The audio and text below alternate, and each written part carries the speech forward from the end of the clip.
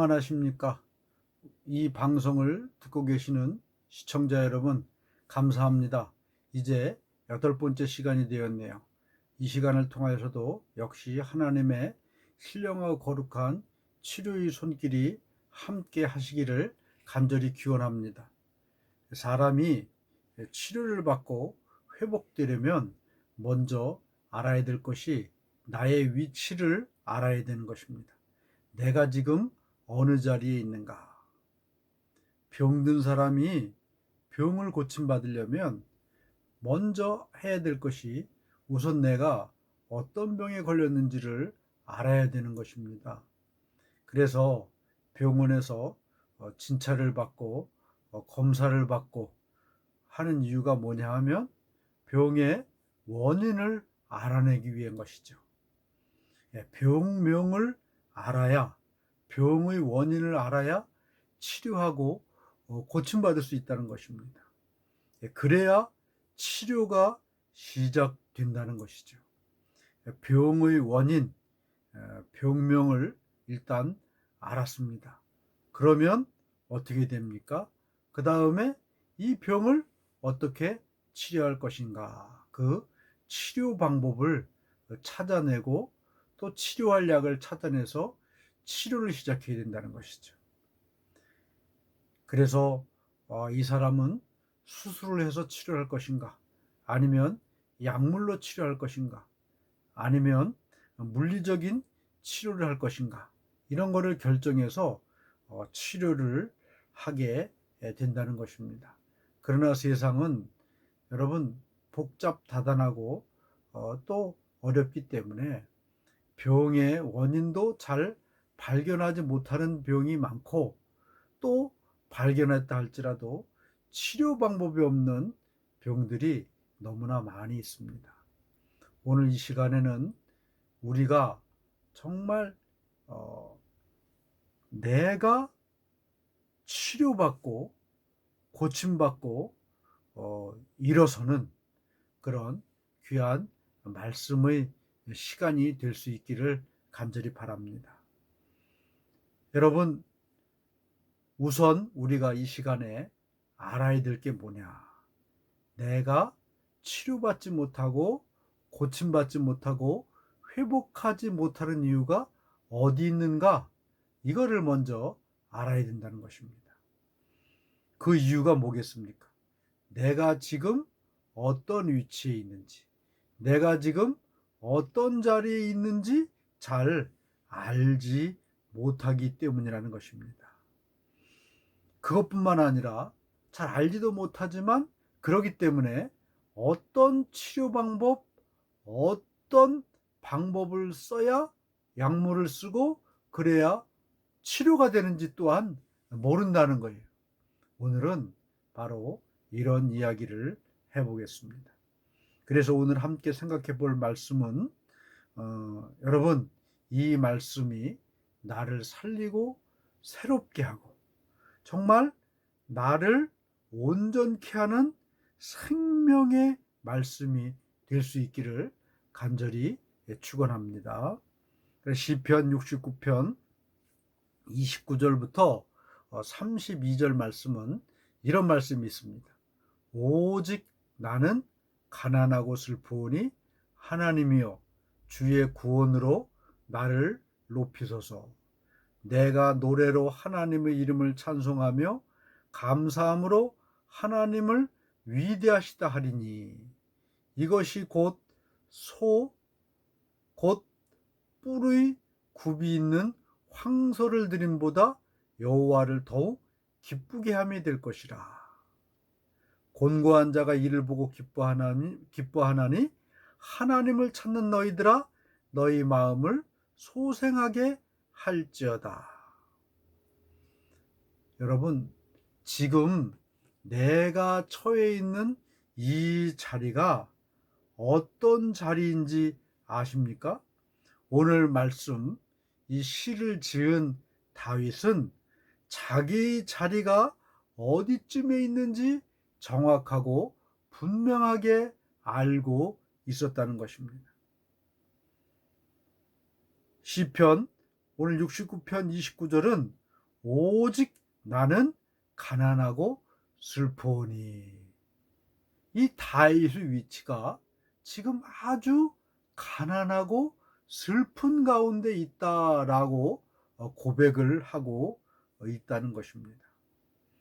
지금 다윗은 아마 큰 어려움과 또 환난 가운데 처해 있는 것 같습니다.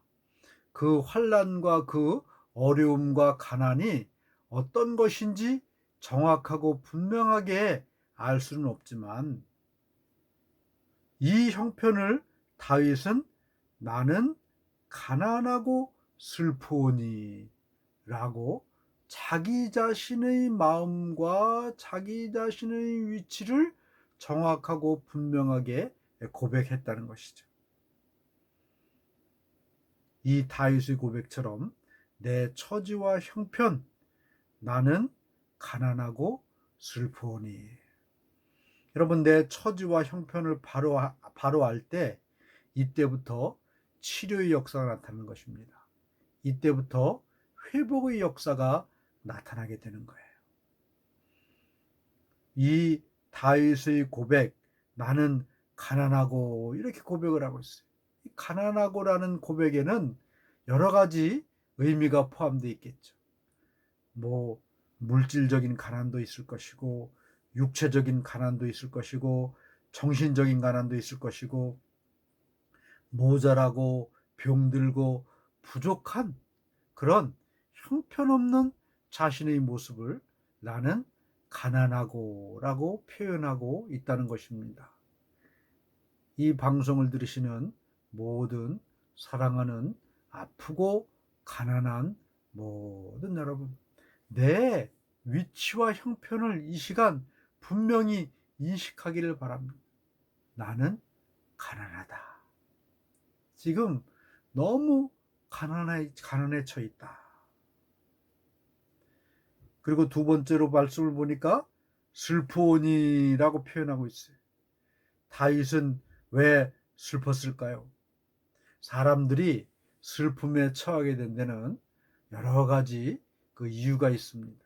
무언가를 잃어버려도 슬픔에 처하게 되고, 무언가를 떠나보내도 슬픔에 처하게 되고, 뭐 너무 부담스러운 일이 생겨도 슬픔에 처하게 되고, 이렇게 슬픔은 마음의 문제입니다. 그런데 이 마음의 문제는 이 스스로가 통제하기가 굉장히 어렵습니다. 특히 이 마음이 내가 제어할 수 있는 그런 상황을 넘어가면 마음이 어디로 튈지 아무도 모르는 거예요. 그래서 여러분, 슬픈 마음이 오래 지속되다 보면 사람은 문제가 생기고 이상해지는 겁니다. 그게 큰 문제가 되는 거예요. 이런 이 다윗이 가난하고 슬픈 나를 누가 고치시고 누가 일으켜 세워주신다고 고백을 하고 있습니까? 누구냔 말입니다. 누구냔 말이에요. 그래서 오늘 69편 29절은 오직 나는 가난하고 슬프오니 하나님이여 주의 구원으로 나를 높이소서. 이렇게 여러분, 하나님을 향하여 이렇게 고백하고 있다는 것입니다. 시편 30편 11절은 또 이렇게 말하고 있습니다. 주께서 나의 슬픔이 변하여 내게 춤이 되게 하시며 나의 베옷을 벗기고 기쁨으로 띄우셨나이다. 누가 그렇게 했다고 말하고 있습니까? 오직 하나님 한 분뿐이라는 거예요. 그래서 여러분, 우리가 이 시간도 바라보고 사모할 분은 오직 하나님 한 분뿐이라는 사실을 오늘 이 시간 분명히 깨달을 수 있기를 바랍니다. 그런데 여러분, 이 하나님께서 나를 구원하시고 높이시고 일으켜 세워주십니다. 오늘 이 시간도 이 말씀을 들으면서 병상에 누워 계시는 여러분이 계십니까? 또 이 말씀을 들으면서 마음이 슬픈 분이 계십니까? 나를 구하시고 나를 높이시고 나를 이렇게 세우시는 분이 오직 하나님 한 분뿐임을 이 시간 깨달으시고 고백할 수 있기를 바랍니다. 그러면 거기서부터 치유가 시작되는 거예요. 그런데 이렇게 나의 위치와 나의 처지, 나는 가난하고 슬프오니라는 나의 모습을 여러분, 하나님은 고쳐주시고 치료해 주시는데 어떤 방법으로 고쳐주시고 어떤 방법으로 치료해 주실까요? 그 방법이 어디에 있느냐? 바로 나에게 있다는 사실을 이 시간 저와 여러분이 깨달아야 되겠습니다. 그것은 방법이 뭐가 있느냐? 바로 하나님을 기쁘시게 할 때 그것이 바로 힘이요 능력이요 권세라는 사실입니다. 하나님은 기쁘게 받으실 때 역사하시는 거예요. 하나님은 기쁘게 받으실 때 우리의 모든 죄를 사하시고 우리를 구원하시고 우리에게 은혜를 베푸시고 우리에게 복을 주시는 분입니다. 구약은 하나님 앞에 제사로 예배를 드렸습니다. 제사라는 것이 뭡니까? 우리가 조상들한테 드리는 제사는 그거와는 다른 제사죠. 희생의 제물을 하나님 앞에 갖다 드리고 그 제물을 각을 떠서 불태워서 하나님께 드리는 것이 구약의 제사였습니다. 짐승을 잡아서 불태워서 하나님께 드리는데 그러면 여러분 하나님이 무엇을 받으시겠습니까? 하나님이 고기를 잡수시겠습니까? 하나님이 무엇을 받으시느냐? 바로 그 불태워 하나님께 드린 희생 제물의 연기와 향내를 맡으시는 거예요. 그거를 조금 고급스러운 말로 흠향하신다 이렇게 표현하는 것입니다. 하나님이 기뻐 받으시는데 냄새로 기쁘게 받으시는 거예요. 그 향내와 연기를 받으시고 모든 죄를 용서하시고 모든 것을 사하시는 겁니다. 희생 제물이 어떤 게 있습니까? 오늘 우리가 읽은 말씀을 보면 황소가 있어요. 황소. 아주 비싸고 고급스러운 것이겠죠? 그것서부터 비둘기 새끼까지 아주 가격이 낮고 그렇게 보잘것없는 것도 있습니다. 물론 하나님은 그 희생제물에 차이를 두지 않고 받으시는 분이시긴 합니다. 그렇지만 우리가 이 시간 알아야 될 것은 다시 한번 말씀드립니다. 구약 시대의 희생 제물의 연기와 또 냄새를 하나님은 흠향하셨다고 말하고 있어요. 흠향하시고 죄인들의 모든 죄와 허물을 용서하시고 구원해 주시는 거예요. 기쁘게 받으시는 제물을 가지고. 그런데 하나님은 오늘 말씀을 통해서 뿔의 굽이 있는 황소를 말씀하십니다. 이것은 하나님께 예물로 드리는 것 중에 가장 비싸고 귀한 것이었습니다. 그런데 하나님은 이 굽이 있는 황소를 받으시는 것보다 더 기쁘게 받으시는 예물이 있다는 것입니다.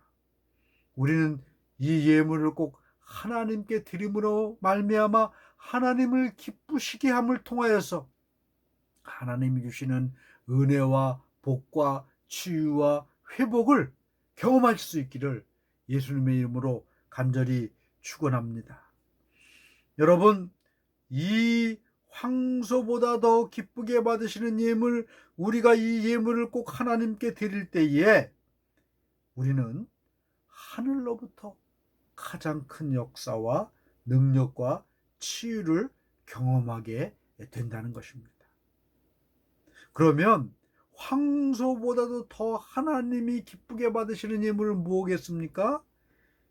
예, 오늘 첫째가 뭐냐 하면 하나님의 이름을 찬송함이라, 이렇게 말씀하고 있어요.